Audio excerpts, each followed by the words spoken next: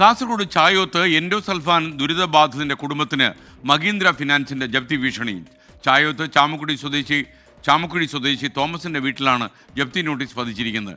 ആകെയുള്ള വീടും സ്ഥലവും ജപ്തി ചെയ്താൽ എൻഡോസൾഫാൻ ദുരിതബാധിതനായ മകനെയും കൊണ്ട് എങ്ങോട്ട് പോകുമെന്നറിയാതെ കുഴങ്ങി നിൽക്കുകയാണ് തോമസ്.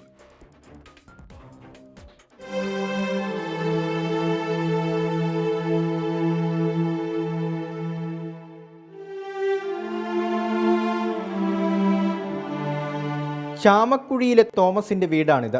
എൻഡോസൾഫാൻ ദുരിതബാധിതനായ മകനെയും കൊണ്ട് ഈ വീട്ടിലാണ് തോമസിന്റെ താമസം. ഇനി എത്ര നാൾ ഈ വീട്ടിൽ കഴിയാൻ പറ്റുമെന്ന് തോമസിന് അറിയില്ല. ഏപ്രിൽ 7 വരെയാണ് വായ്പ തിരിച്ചടയ്ക്കാൻ സമയം നൽകിയിരിക്കുന്നത്.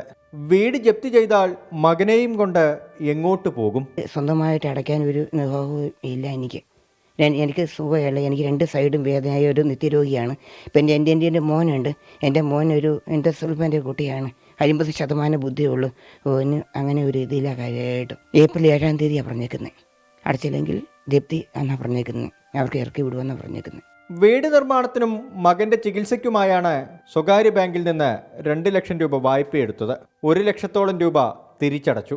ശാരീരിക അവശതകൾ കാരണം തോമസിന് ജോലി നഷ്ടമായതോടെ തിരിച്ചടവ് മുടങ്ങി. ഇതിനിടയിൽ ഭാര്യയും ഉപേക്ഷിച്ചു. മകന് ലഭിക്കുന്ന പെൻഷൻ മാത്രമാണ് ഇപ്പോഴുള്ള ഏക വരുമാനം. സമാധാനത്തോടെ വീട്ടിൽ അന്തി ഉറങ്ങണമെങ്കിൽ സുമനസ്സുകളുടെ സഹായം കൂടിയേ തീരൂ. 24 കാസർഗോഡ്.